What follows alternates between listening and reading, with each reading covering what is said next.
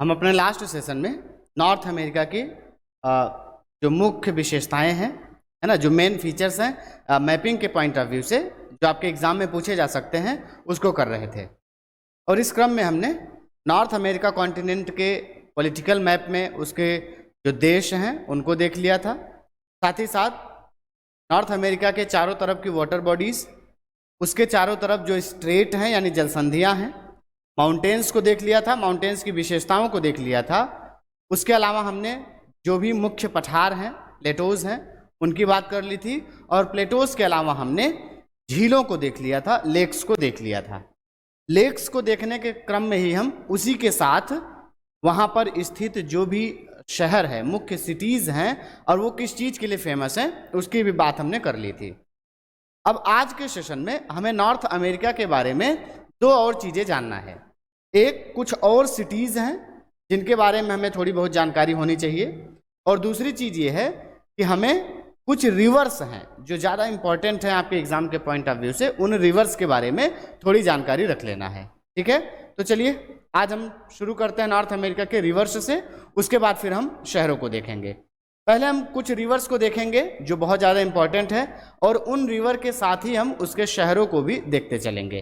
तो इससे एक बेनिफिट ये होगा कि बहुत बार क्वेश्चंस ऐसे पूछे जाते हैं, कौन सा रिवर के तट पे कौन सा शहर स्थित है।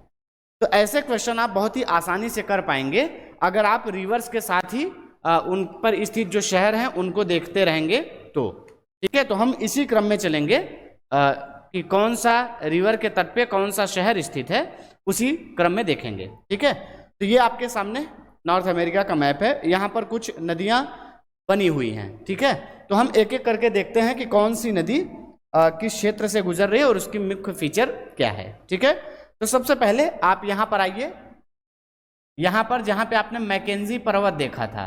ठीक है, ये मैकेंजी पर्वत का एरिया था, मैकेंजी माउंटेन। मैकेंजी माउंटेन जो कि कनाडा वाले क्षेत्र में स्थित है, कनाडा के जो प्रांत है उसमें प्राप्त होता है ये। तो कनाडा के मैकेंजी माउंटेन से एक रिवर निकलती है जिसका नाम है यूकॉन रिवर, और ये रिवर निकलने के बाद ब्रुक्स और अलास्का रेंज के बीच से होते हुए ऐसे निकलती है और जाकर बेरिंग सी में गिरती है। ठीक है, तो यूकॉन रिवर मैकेंजी माउंटेन से निकलती है जो कि कनाडा में है। वहाँ से निकलने के बाद ब्रुक्स और अलास्का रेंज के बीच से यूकॉन पठार वाले क्षेत्र से होते हुए बेरिंग सी में जाकर गिरती है। और इसी जहाँ पर ये नदी गिर रही है उसी के नीचे आपने फेस्टून्स देखा था, ढेर सारे द्वीपों की एक श्रृंखला देखा था, जिसको हम 1000 धुआरों की घाटी या वैली ऑफ 1000 स्मोक्स कह रहे थे। ठीक है, तो ये एक रिवर हो गई जो अलास्का की सबसे मुख्य रिवर आप कह सकते हैं। अलास्का जो यूएसए का पार्ट है वहाँ की सबसे मुख्य नदी है।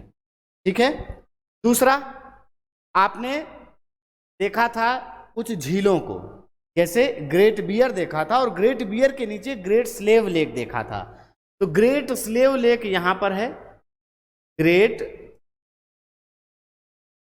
Slave lake. ठीक, इस ग्रेट स्लेव लेक से एक नदी निकलती है और उस नदी का नाम है मैकेंजी रिवर। ठीक है, इस ग्रेट स्लेव से निकलने के बाद मैकेंजी रिवर जो है वो ब्यूफोर्ट सागर में जाकर गिरती है, यानी उत्तर की तरफ फ्लो करती है निकलने के बाद। ये जो मैकेंजी रिवर है ये कनाडा की सबसे लंबी नदी है ना, या कनाडा की सबसे बड़ी नदी आप कह सकते हैं, ये मैकेंजी रिवर ही है। ये दूसरी मुख्य रिवर हो गई जो कि मैकेंजी है, जो कहाँ गिर रही है, तो ब्यूफोर्ट सागर में। ठीक, तीसरा आप आइए इस तरफ हडसन बे के साइड। हडसन बे की तरफ अगर आप देखेंगे, ये आपका हडसन की खाड़ी है। हडसन की खाड़ी की तरफ अगर आप देखेंगे तो यहाँ पर ये एक रिवर है जो कि निकलती है रॉकी माउंटेन्स का जो एरिया है वहां से। ठीक है, तो कनाडा वाले क्षेत्र में ही रॉकी माउंटेन्स के एरिया से एक नदी निकलती है जिसका नाम है चर्चिल, और ये चर्चिल नदी जाकर गिरती है हडसन बे में। बेसिकली क्योंकि ये जो चर्चिल नदी जिस ओर से गुजर रही है वो पूरा का पूरा जो हिस्सा है वो हिस्सा है कैनेडियन शील्ड का, कैनेडियन शील्ड। अब शील्ड संरचना क्या होती है, शील्ड किसे कहते हैं, उसकी विशेषताएं क्या होती है, ये ज्योग्राफी जब मैं पढ़ा रहा था तो वहां पे मैंने आपको बताया था कि शील्ड संरचनाएं क्या होती हैं। और साथ ही साथ मैंने ये भी बताया था आपको कि जहाँ कहीं भी शील्ड लिखा मिल जाए तो आप एक चीज जान लीजिए कि वो बहुत ही ओल्डेस्ट वोल्केनोस से बना हुआ है ना, बहुत ही प्राचीनतम ज्वालामुखी की जो क्रिया हुई है उससे बना है। और वो सारा का सारा क्षेत्र जो है वो मेटालिक मिनरल्स के लिए फेमस होगा, वहाँ पर मेटल्स जो हैं वो बड़ी मात्रा में पाए जाएंगे। कैनेडियन शील्ड है तो ये भी प्राचीन जो ज्वालामुखी विस्फोट हुए थे उनसे बना था, इसलिए ये पूरा क्षेत्र भी मेटालिक मिनरल यानी धात्विक जो खनिज होते हैं उनके उत्पादन के लिए मुख्य रूप से महत्व रखता है। ठीक, तो इसी कैनेडियन शील्ड वाले एरिया से ही या इसके जो रॉकी माउंटेन्स का एरिया है वहां से निकलती है ये चर्चिल नदी और निकलकर हडसन की खाड़ी में जाकर गिरती है। चर्चिल के साथ साथ यहीं से एक और छोटी सी नदी है जिसका नाम है नेल्सन। ये नेल्सन नदी भी इसी हडसन की खाड़ी में आकर गिरती है। ठीक है, तो ये चर्चिल और नेल्सन नदियां हैं जो हडसन की खाड़ी में आकर गिरती हैं। ठीक है, इसके बाद ग्रेट लेक्स के रीजन में आइए। तो जब ग्रेट लेक्स यानी महान झीलों के क्षेत्र में आप आते हैं तो महान झीलों में आपने सुपीरियर, ह्यूरन, मिशिगन, इरी और ओंटारियो ये 5 झीलें देखी थी, जिसमें ओंटारियो झील जो थी वो सबसे छोटी थी, सबसे इन 5 में छोटी झील थी। और उसी ओंटारियो झील से, ये आपका ओंटारियो झील है, ठीक है, इसी ओंटारियो झील से एक नदी निकलती है जिसका नाम है सेंट लॉरेंस नदी। और ये सेंट लॉरेंस नदी इस ओंटारियो झील से निकलने के बाद कनाडा के 2 बड़े शहरों से होकर गुजरती है। ठीक है, तो सेंट लॉरेंस नदी ओंटारियो झील से निकलेगी और ये गुजरेगी, उसके बगल में एक शहर है जिसका नाम है क्यूबेक, और दूसरा शहर है जिसका नाम है मॉन्ट्रियल। ठीक है, तो मॉन्ट्रियल और क्यूबेक, सेंट लॉरेंस जो रिवर है वो ओंटारियो झील से निकलती है। ओंटारियो जो बृहत झीलों या ग्रेट लेक्स में सबसे छोटी है उससे निकलती है। उससे निकलने के बाद कनाडा के 2 बड़े शहरों क्यूबेक और मॉन्ट्रियल से होकर गुजरती है और लास्ट में जाकर सेंट लॉरेंस की खाड़ी में अपना जल विसर्जित करती है, अपना वाटर डिस्चार्ज कर देती है। ठीक है, अब यहाँ पर जो कनाडा के 2 बड़े शहर हैं उनके बारे में 1-2 बातें आपको जाननी है। सबसे पहले मॉन्ट्रियल की बात करें तो मैंने कल आपको बताया था कि मॉन्ट्रियल विश्व का सबसे बड़ा रिवराइन आइलैंड है, रिवर में बना सबसे बड़ा आइलैंड सिटी है, मतलब द्वीपीय शहर है। ध्यान रखना है, विश्व का सबसे बड़ा रिवराइन आइलैंड पूछा जाएगा तो माजुली आइलैंड जो ब्रह्मपुत्रा रिवर में है, और यदि पूछा जाए कि रिवराइन आइलैंड सिटी तो वो आपका होगा मॉन्ट्रियल।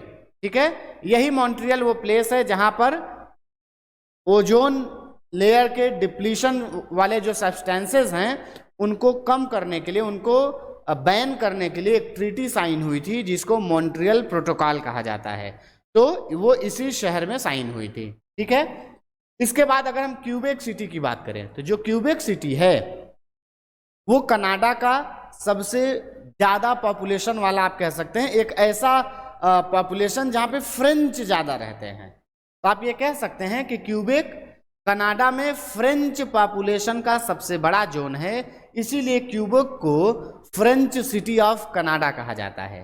ठीक है, तो ये फ्रेंच सिटी ऑफ कनाडा है और साथ ही साथ क्योंकि सेंट लॉरेंस नदी के कोस्ट पर है इसलिए ये एक महत्वपूर्ण बंदरगाह भी बन जाता है, एक बहुत ही इम्पोर्टेंट पोर्ट भी हो जाता है। ठीक है, इसके अलावा जो सेंट लॉरेंस रिवर है ये दुनिया के जितने भी बिजी इनलैंड वाटरवेज हैं, अंतस्थलीय जलमार्ग हैं, उनमें से एक है जिसके द्वारा ट्रांसपोर्टेशन बहुत ही ज़्यादा होता है इस पूरे क्षेत्र में। तो ये एक बहुत ही इंपॉर्टेंट नदी हो गई सेंट लॉरेंस। ठीक है, सेंट लॉरेंस नदी के बाद थोड़ा सा और नीचे आइए तो यहां पर आपने देखा था अपलेशियन माउंटेन्स। ठीक है, ये अपलेशियन माउंटेन्स का एरिया है और अपलेशियन माउंटेन्स के एरिया से एक नदी निकलती है जिसका नाम है हडसन। ठीक है, तो अपलेशियन माउंटेन से यहां से आप देखिए एक ऐसे रिवर निकलती है और ये हडसन रिवर जो है वो अमेरिका का एक सबसे महत्वपूर्ण शहर है जिसका नाम है न्यूयॉर्क। वो यही कोस्ट पर स्थित है, न्यूयॉर्क। ठीक है, तो हडसन रिवर कहां से निकल रही है? तो अपलेशियन माउंटेन के क्षेत्र से निकल रही है। अपलेशियन माउंटेन से निकलने के बाद नॉर्थ अमेरिका के या यूनाइटेड स्टेट्स ऑफ अमेरिका के न्यूयॉर्क शहर से होते हुए लॉन्ग आइलैंड के पास अपना जल विसर्जित कर देती है अटलांटिक ओशियन में। ठीक है, तो हडसन रिवर जहां गिरती है वहां पर एक आइलैंड है, उस आइलैंड का नाम है लॉन्ग आइलैंड और वो अटलांटिक ओशियन में पाया जा रहा है। ठीक है, तो अब चूंकि हडसन रिवर न्यूयॉर्क शहर के बीच से या न्यूयॉर्क शहर उसी के तट पर स्थित है, तो पहली बात आपको ये ध्यान रखना है।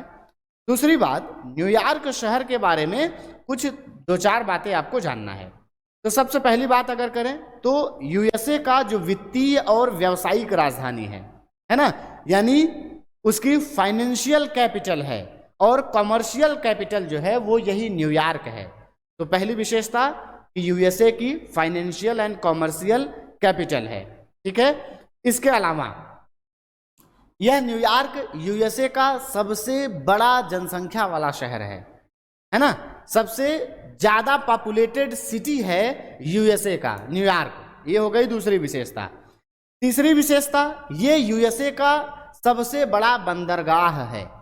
ठीक है, तो यूएसए का सबसे बड़ा बंदरगाह भी यही न्यूयॉर्क है। इसके अलावा यूएसए का सबसे बड़ा अजायब घर वो भी न्यूयॉर्क में ही है। ठीक है, तो विशेषताएं, सबसे ज्यादा पॉपुलेटेड है, सबसे बड़ा बंदरगाह है, कमर्शियल एंड फाइनेंशियल कैपिटल है, सबसे बड़ा अजायब घर यहीं पर न्यूयॉर्क में ही है, हडसन रिवर के तट पर है। इसके अलावा पब्लिकेशन इंडस्ट्रीज जो होती है, छपाई का जो उद्योग है ना, वो यहाँ पर बहुत ज़्यादा विकसित है न्यूयॉर्क वाले क्षेत्र में। इसके अलावा यहाँ पर अगर आप देखेंगे कि जो सबसे ज़्यादा फेमस है इस न्यूयॉर्क अपने जिस विशेषता के लिए, वो ये है कि न्यूयॉर्क में गगनचुंबी इमारतें बहुत ज़्यादा ऊंची ऊंची इमारतें हैं, इसीलिए इसको स्क्रैपर सिटी भी कहा जाता है। तो न्यूयॉर्क को city of sky scraper, city of sky scraper के नाम से भी जाना जाता है। ठीक है, इसके अलावा जब सबसे ज्यादा पॉपुलेटेड है तो यहाँ पर लोग कपड़े भी तो पहनते हैं, इसलिए न्यूयॉर्क ही पूरे के पूरे यूएसए में सबसे ज्यादा रेडीमेड गारमेंट्स के लिए फेमस है, या रेडीमेड गारमेंट्स की जो इंडस्ट्रीज हैं उनका सबसे ज्यादा कंसंट्रेशन आपको न्यूयॉर्क में ही देखने को मिलेगा। तो आप ये कह सकते हैं कि रेडीमेड वस्त्र का जो उत्पादन होता है वो सबसे ज्यादा न्यूयॉर्क वाले क्षेत्र में ही होता है। ठीक है, तो ये हडसन रिवर और उसके तट पर स्थित न्यूयॉर्क शहर की कुछ विशेषताएं हो गई। विशेषताएं पॉइंट्स में आप लिख लीजिएगा। ठीक है, तो क्योंकि इन विशेषताओं से आपको क्वेश्चन बनाया जा सकता है। बाकी ज्यादा आसान क्वेश्चन जो होता है वो रिवर्स के तट पर स्थित शहरों के बारे में पूछा जाता है। ठीक है, इसके अलावा हडसन रिवर हो गया। हडसन रिवर के बाद हल्का सा वेस्ट में आइए तो आपको दो नदियां दिख जाएंगी। एक नदी का नाम है मिसिसिपी और दूसरी नदी का नाम है मिसौरी। ये अब मैं ग्रीन कलर से जो बना रहा हूं, ये है आपकी मिसिसिपी रिवर और ये है आपकी मिसौरी रिवर। ठीक है, मिसौरी रिवर जो रॉकी माउंटेन्स का क्षेत्र है वहां से निकलती है, और ये जो मिसिसिपी रिवर है ये भी रॉकी माउंटेन्स के एरिया से ही निकलती है। रॉकी माउंटेन्स के क्षेत्र में एक झील है जिसका नाम है इटास्का। इटास्का लेक से निकलती है ये मिसिसिपी रिवर। ठीक है, तो रॉकी माउंटेन के इटास्का जो लेक है उससे मिसिसिपी रिवर निकलती है, और रॉकी माउंटेन्स के क्षेत्र से ही एक और नदी निकलती है जिसका नाम है मिसौरी। ये जो मिसौरी रिवर है ये ट्रिब्यूटरी है मिसिसिपी रिवर की, और ये मिसिसिपी और मिसौरी रिवर से ही पूरे नॉर्थ अमेरिका कॉन्टिनेंट का सबसे ज़्यादा वाटर फ्लो करके ले जाती हैं, है ना। और अगर यूएसए की आप बात करेंगे तो यूएसए के लगभग 25 स्टेट्स से होकर गुजरती हैं ये नदियां। यानी यूएसए की सबसे महत्वपूर्ण रिवर की अगर बात की जाए तो मिसिसिपी और मिसौरी रिवर का ही क्षेत्र है। अब ये बीच में मिसिसिपी और मिसौरी रिवर का दोआब का क्षेत्र है, इसलिए ये बहुत ज़्यादा उपजाऊ क्षेत्र हो जाता है। यहाँ पे प्रोडक्शन जो फसलों का होता है वो ज़्यादा हो जाता है। खासकर मक्का की खेती इस वाले क्षेत्र में ज़्यादा की जाती है। मक्का के साथ साथ चावल की भी खेती बहुत ज़्यादा मात्रा में की जाती है मिसिसिपी मिसौरी वाले क्षेत्र में। ठीक है, दूसरी चीज़, मिसिसिपी और मिसौरी जो नदियाँ हैं, है ना, इन दोनों का संगम जहाँ पर होता है वहाँ पर एक शहर स्थित है जिसका नाम है Saint Louis. Saint Louis Mississippi और मिसौरी नदी के संगम पर स्थित है। अब चूंकि पूरा ये क्षेत्र जो है वो मक्का की खेती के लिए फेमस है ना। मक्का की जब खेती हो रही तो उसके लिए एक मंडी की भी ज़रूरत पड़ेगी, एक मार्केट की भी ज़रूरत पड़ेगी। तो इन दोनों नदियों के संगम पर स्थित है सेंट लुइस शहर, और सेंट लुइस शहर ही दुनिया का सबसे बड़ा मक्का की मंडी के रूप में विख्यात है। ठीक, तो सेंट लुइस शहर की विशेषता, ये दुनिया की सबसे बड़ी मक्का की मंडी है। ठीक है, इसके बाद मिसिसिपी रिवर की बात करेंगे तो मिसिसिपी नदी जिस क्षेत्र से गुजरती है उसके तट पर दो शहर आते हैं। मिसिसिपी रिवर ये है, मिसिसिपी रिवर के तट पर अगर आप देखेंगे तो एक यहाँ पर और एक यहाँ उसी के जस्ट पास में दो शहर आएंगे। एक शहर का नाम है मिनियोपोलिस, मिनियोपोलिस, और दूसरे शहर का नाम है सेंट पॉल। सेंट पॉल, ये मिनियोपोलिस और सेंट पॉल जो शहर हैं ये दोनों के दोनों शहर जो हैं वो ट्विन सिटी के नाम से फेमस है, यानी जुड़वा शहर के नाम से फेमस है। जैसे भारत में आप सुने होंगे हैदराबाद, सिकंदराबाद, ये ट्विन सिटी के एग्जाम्पल है। ट्विन सिटी का मतलब होता है कि जब दो शहरों के बीच का जो गैप है वो मिट जाए, यानी एक शहर यहाँ पर है, एक शहर यहाँ पर है, लेकिन इन दोनों के बीच में जो मार्केट है वो इतना ज़्यादा विकसित हो जाए कि आप कब एक शहर से दूसरे शहर में पहुँच गए ये पता ही न चले, तो ऐसे शहरों को ट्विन सिटी कहा जाता है। ठीक है, तो मिनियोपोलिस और सेंट पॉल ये दोनों ट्विन सिटी के एग्जाम्पल हैं और मिसिसिपी रिवर के कोस्ट पर आपका बसे हुए हैं, उसके तट पर बसे हुए हैं। ये जो मिनियोपोलिस है ये पिछले कुछ दिनों में बहुत ज़्यादा चर्चा में आया। आप सबने, अगर आप न्यूज़पेपर पढ़ते होंगे तो कुछ दिन पहले एक मूवमेंट चला था नॉर्थ अमेरिका में जिसका नाम था I can't breathe. I can't breathe. Actually हुआ क्या था, मिनियोपोलिस शहर में ही एक पुलिस वाले ने एक अश्वेत व्यक्ति यानी एक ब्लैक पर्सन की हत्या कर दी थी, है ना। उसने अपने पैरों का जो नी होता है, घुटना होता है, उसको उस व्यक्ति के सर पे रखा था, उसको प्रेस किया था जिससे वो सांस नहीं ले पा रहा था और उसकी डेथ हो गई थी। ठीक, इसीलिए उसी के विरोध में पूरे यूएसए में एक विरोध प्रदर्शन हुआ, है ना, कि जो गोरे लोग हैं वो अश्वेत लोगों के साथ ह्यूमैनिटी वाला रिश्ता भी नहीं रखते हैं। इसलिए उस समय ट्रंप की ही गवर्नमेंट थी, तो उसमें स्थिति यहाँ तक आ गई थी कि ट्रंप को एक बार अपने बैरक में जाकर छिपना पड़ा था। लोग इतने ज़्यादा विरोध करने लगे थे इस घटना की, तो इसलिए मिनियोपोलिस जो है वो न्यूज़ में है। ठीक है, तो मिनियोपोलिस और सेंट पॉल ये दो शहर मिसिसिपी रिवर के तट पर स्थित हैं। ठीक, अब मिसिसिपी रिवर मैंने आपको बता दिया मक्का की खेती कर रहा है, और इसके अलावा चावल की भी खेती इस क्षेत्र में हो रही है। ठीक, इसके अलावा कुछ एरियाज में गन्ना की भी खेती हो जाती है इस मिसिसिपी रिवर के क्षेत्र में। ठीक, इसके बाद मिसिसिपी और मिसौरी का संगम हो गया सेंट लुइस में, और सेंट लुइस के बाद ये रिवर आकर यहां से गिरती है गल्फ ऑफ मैक्सिको में। ठीक, गल्फ ऑफ मैक्सिको में आकर गिरती है, और गल्फ ऑफ मैक्सिको में जहां पर ये रिवर आकर अपना वाटर डिस्चार्ज करती है, वहां पर आपको एक शहर मिलेगा जिसका नाम है, यहां तट पर एकदम, उसका नाम है न्यू ऑरलियंस।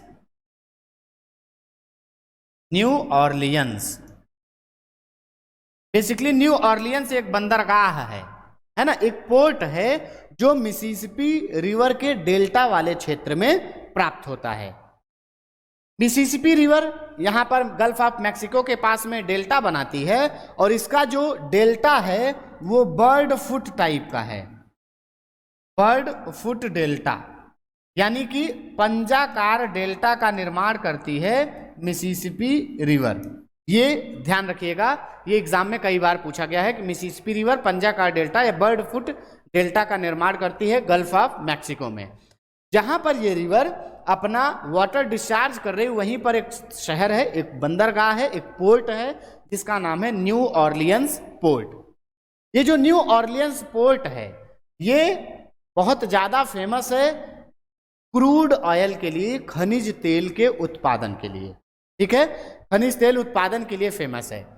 इसी न्यू ऑरलियंस बंदरगाह के हल्का सा ऊपर की तरफ देखेंगे तो एक और शहर मिलेगा आपको जिसका नाम है ह्यूस्टन। ह्यूस्टन, ठीक, ये जो ह्यूस्टन शहर है ये भी क्रूड ऑयल उत्पादन के लिए फेमस है, खासकर रिफाइनरी इंडस्ट्रीज का ज्यादा डेवलपमेंट हुआ है इस ह्यूस्टन शहर में। ठीक है, तो दो शहर आपने देखा, न्यू ऑरलियंस जो डेल्टा के क्षेत्र में है, और न्यू ऑरलियंस के थोड़ा सा ऊपर इंटरनल पार्ट में ही यूएसए के ह्यूस्टन शहर मिल जाएगा। ये दोनों के दोनों क्रूड ऑयल या पेट्रोलियम उत्पादन के लिए फेमस है। अब न्यू ऑरलियंस एक बंदरगाह है, इसके ऊपरी क्षेत्रों में मिसिसिपी घाटी में मक्का, चावल, चीनी, इन सब की गन्ना, इन सब की खेती हो रही है, इसलिए चावल और चीनी के निर्यात के लिए एक बहुत ही महत्वपूर्ण पोर्ट हो जाता है न्यू ऑरलियंस पोर्ट। इसके अलावा खनिज तेल का उत्पादन हो रहा है तो उसका भी एक बेहतर एक्सपोर्ट पोर्ट के रूप में विकसित हुआ है ये न्यू ऑरलियंस बंदरगाह। ठीक, बाकी मिसिसिपी मिसौरी नदी हमने आपको बता दिया कि ये अमेरिका की या यूएसए की सबसे बड़ी रिवर है जो 25 स्टेट्स से होकर गुजरती हैं इस पूरे क्षेत्र को। ठीक है, यहां तक हो गया। अब आते हैं मिसिसिपी रिवर, जहां आपने देखा है उसके थोड़ा सा नीचे की तरफ आएंगे, है ना, तो यहां पर देखिए ये एक रिवर है जो कि रॉकी माउंटेन के क्षेत्र से ही निकलती है यहां से, और इस रिवर का नाम है रियो ग्रांडे रिवर। ठीक है, रियो ग्रांडे। ये जो रियो ग्रांडे रिवर है रॉकी माउंटेन के क्षेत्र से निकल रही है, और ये यूएसए और कनाडा का, यूएसए और मैक्सिको का, कनाडा का नहीं, यूएसए और मैक्सिको का पॉलिटिकल बॉर्डर का फॉर्मेशन करती है, राजनीतिक सीमा का निर्माण करती है। यहां से देखिए ये निकलने के बाद इसके इस तरफ मैक्सिको शहर है और इस तरफ यूएसए है, तो मैक्सिको और यूएसए का बॉर्डर बनाते हुए ये रिवर आकर गल्फ ऑफ मैक्सिको यानी मैक्सिको की खाड़ी में आकर गिर जाती है। ठीक है, तो रियो ग्रांडे रिवर मैक्सिको और यूएसए के बीच की सीमा बनाती है। ये वाला क्षेत्र भी काफी विवाद में आया था क्योंकि यूएसए ने जब ट्रंप की सरकार थी तो मैक्सिको के बीच में एक दीवार जैसी संरचना बनाने की कोशिश की थी ताकि जो बॉर्डर का एरिया है वो स्पष्ट हो सके, इसलिए ये क्षेत्र भी न्यूज में रहा था। और वैसे भी रियो ग्रांडे नदी बहुत ज्यादा फेमस नदी है। कोई भी ऐसी रिवर जो दो देशों के बीच का बॉर्डर बना रही हो तो वो रिवर एग्जाम में पूछे जाने की पॉसिबिलिटी सबसे ज्यादा रखता है, तो इसलिए आपको रियो ग्रांडे रिवर का ये बात कि मैक्सिको और यूएसए के बीच में बॉर्डर क्रिएट करती है उसे ध्यान में रखना है। ठीक है, इसके बाद रियो ग्रैंडो नदी जहां पे आपने देखा, उसी के ऊपर अगर आप देखेंगे तो रॉकी माउंटेन के क्षेत्र से एक और नदी निकलती है जिसका नाम है कोलोराडो। और ये कोलोराडो रिवर निकलने के बाद आकर गिरती है कैलिफोर्निया की खाड़ी में, गल्फ ऑफ कैलिफोर्निया में। ठीक है, तो कोलोराडो रिवर रॉकी माउंटेन्स से निकलती है और आकर गिरती है कहां पर, तो गल्फ ऑफ कैलिफोर्निया में। ठीक है, अब ये जो कोलोराडो रिवर है, ये जिस क्षेत्र से गुजरती है उस क्षेत्र में इसने वर्टिकल इरोजन किया है, और वर्टिकल इरोजन से आई शेप की वैली बनती है। ये आप पढ़ चुके हैं, आई शेप वैली। आई शेप वैली को ही गार्ज कहा जाता है।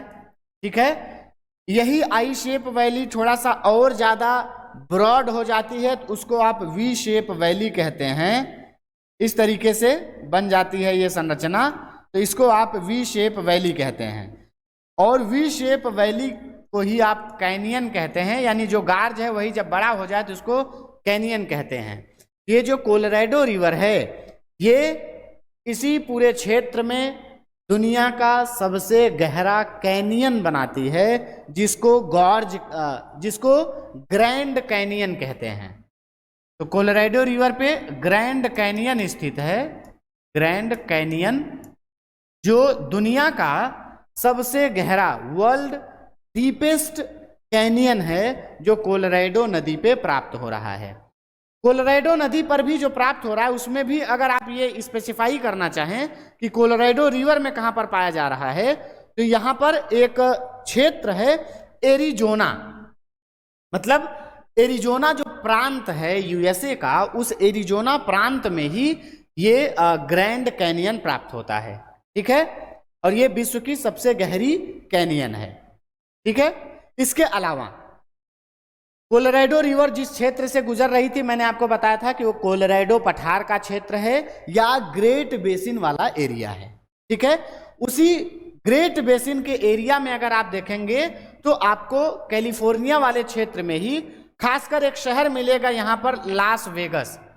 यहां पर एक शहर मिलेगा लास वेगस, थोड़ा सा वेस्ट की तरफ। और लास वेगस के पास में अगर आप देखेंगे तो रेड टाइप का एक ऐसे सर्किल बना होगा, एक त्रिभुज बना होगा, और वहां लिखा होगा death valley. Death valley, death valley. ये कोलोराडो जो पठार है उसी के हल्का सा वेस्ट में देखेंगे लास वेगस शहर के पास में, तो डेथ वैली पाया जाता है। ठीक है, डेथ वैली की विशेषता क्या है, तो ये नॉर्थ अमेरिका का सबसे लोवेस्ट पॉइंट है, या आप ये कह सकते हैं कि उत्तरी अमेरिका कॉन्टिनेंट का सी लेवल से जो सबसे लोवेस्ट पॉइंट है वो डेथ वैली है। ये पहली बात हो गई। दूसरी बात, डेथ वैली दुनिया का सबसे हॉट प्लेस है। अभी तक क्या होता था, लीबिया अफ्रीका में एक देश है अल अजीजिया। अल अजीजिया सबसे गर्म स्थान इसे माना जाता था, जहां पर 57 डिग्री सेंटीग्रेड टेम्परेचर रिकॉर्ड किया गया था। ठीक है, लेकिन वो एक बार रिकॉर्ड किया गया था, उसके बाद से इस क्षेत्र का टेम्परेचर उतना ज्यादा रिकॉर्ड नहीं किया गया। तो लीबिया नाम का जो अफ्रीका में कंट्री है, तो वहां पर अल अजीजिया है, वो सबसे हॉट प्लेस के रूप में जाना जाता था। लेकिन 2-3 साल पहले डेथ वैली को दुनिया का सबसे गर्म स्थान का दर्जा दे दिया गया, दुनिया का सबसे हॉट प्लेस का दर्जा दे दिया गया। क्यों? क्योंकि डेथ वैली एक ऐसा क्षेत्र है जहां पर पूरे साल जो टेम्परेचर होता है वो 52 से 55 डिग्री के बीच में होता है। इसलिए डेथ वैली को सबसे hottest place of the world के नाम से अभी जाना जाता है, जो यूएसए का या नॉर्थ अमेरिका कॉन्टिनेंट का सबसे लोवेस्ट पॉइंट भी है सी लेवल से। ठीक है, तो ये कहां पर स्थित है, तो ऊटा जो प्रांत है वहां पर स्थित है ना। कैलिफोर्निया के क्षेत्र में एक प्रांत है ऊटा, वहां पर स्थित है ये डेथ वैली। ये चीज ध्यान रखना है आपको। ठीक है, इसके बाद ये कोलोराडो नदी की एक और विशेषता ध्यान रखना है आपको। इसी ग्रेट बेसिन के क्षेत्र में एक झील बताया था मैंने, झील कौन सी थी, तो ग्रेट सॉल्ट लेक। यहां पर देखिए ये है great salt lake, great salt lake. ये ग्रेट सॉल्ट लेक के बारे में मैंने बताया था कि लेक मीड का शेष बचा हिस्सा है। लेक मीड एक हुआ करती थी जो फ्रेश वाटर की लेक थी। धीरे धीरे इस पूरे एरिया में डेजर्टिफिकेशन ज़्यादा हो गया, तो लेक मीड धीरे धीरे कम होने लगा, सिकुड़ने लगा और श्रिंक होकर आज जो कुछ हिस्सा बचा है वही ग्रेट साल्ट लेक के रूप में प्राप्त होता है, जिसका जो वाटर है वो अब सैलाइन हो चुका है। ठीक इसी कोलोराडो नदी पर दो बांध बनाए गए हैं, एक का नाम है हूबर और एक का नाम है बोल्डर। ठीक है, तो ये हूबर और बोल्डर नाम के बांध बनाए गए हैं, डैम बनाए गए हैं। उसी डैम से लेक मीड बनाते हैं, यानी लेक मीड एक मैन मेड लेक था। ठीक है, अब उसका ही पार्ट कुछ बचा हुआ है जो ग्रेट साल्ट लेक सिटी के नाम से जाना जाता है, ग्रेट साल्ट लेक के नाम से जाना जाता है। तो हूबर और बोल्डर ये दोनों डैम हैं जो पाया जाता है, जो बनाया गया है इसी कोलोराडो रिवर पर। ठीक है, तो ये कोलोराडो रिवर और उसके बारे में कुछ बातें हो गई जो आपको ध्यान में रखना है। ठीक है, आगे चलें। कोलोराडो रिवर के बाद ठीक है, अब चलते हैं कोलोराडो रिवर के ऊपर। अगर आप थोड़ा सा आएंगे तो आपको एक दो नदियां और दिखेंगी, उनकी बात करते हैं। ये जितनी भी इंफॉर्मेशन मैं बता रहा हूं उन इंफॉर्मेशन को आप साथ में कॉपी पेन रखिए, नोट करते रहिए और उसको रिवाइज करिएगा मैप के साथ। ठीक, जितना रिवाइज करेंगे, जितना एटलस को देखेंगे, एटलस आपका उतना होता जाएगा। और एक समय ऐसा आएगा कि यदि आपने थोड़ा सा भी जितनी चीज़ें बताई जा रही उतना दिमाग में आपने रख लिया तो पूरा का पूरा भूगोल आप 1 घंटे के अंदर रिवाइज कर सकते हैं इस प्रोसेस से, एटलस के द्वारा। ठीक है, अब यहाँ पर आपने कोलोराडो रिवर देख लिया, इसके ऊपर चलेंगे तो आपको रॉकी माउंटेन्स से निकलती हुई एक नदी मिलेगी जिसका नाम है कोलंबिया। ठीक है, ये कोलंबिया रिवर है। ये कोलंबिया रिवर आके पैसिफिक ओशन में अपना वाटर जो है वो डिस्चार्ज करती है। इसी कोलंबिया रिवर के पास में एक शहर है, एक यहाँ तट पर अगर आप देखेंगे तो एक शहर है जिसका नाम है पोर्टलैंड। पोर्टलैंड शहर स्थित है कोलंबिया रिवर के तट पर। इसी कोलंबिया की एक सहायक नदी है, यहाँ पर अगर आप देखें तो ये एक छोटी सी रिवर इस तरीके से आकर इसमें मिलती है जिसका नाम है स्नेक। ठीक, जो आपने कोलंबिया स्नेक का पठार देखा था उसी क्षेत्र में। ठीक है, तो ये कोलंबिया रिवर है जिसके तट पर एक प्रमुख शहर स्थित है जिसका नाम है पोर्टलैंड। ठीक है, ये दोनों नदी जो है कोलंबिया और स्नेक, ये दोनों आकर पैसिफिक ओशन में गिरती हैं या पैसिफिक ओशन में अपना जो वाटर है वो डिस्चार्ज कर देती हैं। ठीक, और यदि आप बात करेंगे कोलंबिया नदी की एक विशेषता की तो यूएसए की ये ऐसी सबसे लंबी नदी है जो पैसिफिक ओशन में आकर गिरती हो। ध्यान रखना है कि यूएसए की सबसे लंबी नदी है जो पैसिफिक ओशन में आकर गिरती है। ठीक है, इसके अलावा कोलंबिया रिवर पर ही एक बांध बनाया गया है जिसका नाम है ग्रैंड कुली डैम। ग्रैंड कुली डैम बनाया गया है इसी कोलंबिया रिवर पर। ये जो कोलंबिया रिवर है या ये जो पोर्टलैंड शहर है वो इसका जो इकोनॉमिक इंपॉर्टेंस है वो थोड़ा ज़्यादा है क्योंकि इस नदी के मुहाने पर स्थित है। ठीक है, और यूएसए में अगर आप देखेंगे तो इनलैंड वाटरवे जो है वो बहुत ज़्यादा डेवलप सिचुएशन में प्राप्त होता है। ठीक है, इसके अलावा अगर आप इसी जहाँ पे आपने पोर्टलैंड देखा, पोर्टलैंड के नीचे अगर आप देखेंगे तो एक शहर मिलेगा जिसका नाम है सिएटल। सिएटल सिएटल शहर है। ठीक है, सिएटल शहर की अगर हम बात करें पोर्टलैंड के नीचे ही मिल जाएगा, पोर्टलैंड के जस्ट पास में सिएटल शहर की बात करें तो सिएटल जो शहर है यहाँ का जो क्लाइमेट कंडीशन है वो ड्राई है, शुष्क है। इसलिए यहाँ पर साल के 8 से 9 महीने जो स्काई है वो पूरा एकदम क्लीन होता है, ओपन होता है, खुला आसमान होता है। और खुले आसमान में अगर आप देखेंगे तो वायुयान का यानी एयर टेस्ट ड्राइव का ज़्यादा बेहतर अपॉर्चुनिटीज़ होती हैं। इसलिए सिएटल का जो क्षेत्र है वो वायुयान उद्योग के लिए यानी कि एयर इंडस्ट्रीज़ के लिए बहुत ज़्यादा फेमस है। एयर से रिलेटेड जो भी टेस्ट ड्राइव होती हैं या जो भी आप कह लीजिए कि रिसर्चेस होते हैं वो इसी सिएटल वाले क्षेत्र में किए जाते हैं, ठीक है, क्योंकि क्लाइमेटिक कंडीशंस यहाँ की बहुत ज़्यादा बेहतर है, ठीक है। इसके बाद एक और रिवर आप देख रहे हैं यहाँ पर इसी जगह पर कोलंबिया रिवर के थोड़ा सा ऊपर अगर आप देखें तो एक और रिवर है जिसका नाम है फ्रेजर। ये भी रॉकी माउंटेन से निकलती है फ्रेजर रिवर, और ये आकर गिरती है जहां पर उसके मुहाने पर एक आइलैंड है जिसका नाम है वैंकूवर। वैंकूवर आइलैंड के मुहाने के पास में आकर ये नदी गिरती है, ठीक है। अब वैंकूवर आइलैंड की बात करें तो वैंकूवर आइलैंड कनाडा का पश्चिम में स्थित सबसे बड़ा शहर है, ठीक है। पश्चिम तट पर स्थित, वेस्टर्न कोस्ट पर स्थित सबसे बड़ा शहर है। साथ ही साथ कनाडन जो ट्रांस कनेडियन रेलवे है और ट्रांस पैसिफिक रेलवे है उसका पश्चिमी जंक्शन भी है। ईस्ट में अगर आप देखेंगे कनाडा के पास में यहाँ पर एक शहर है हैलिफैक्स नाम का।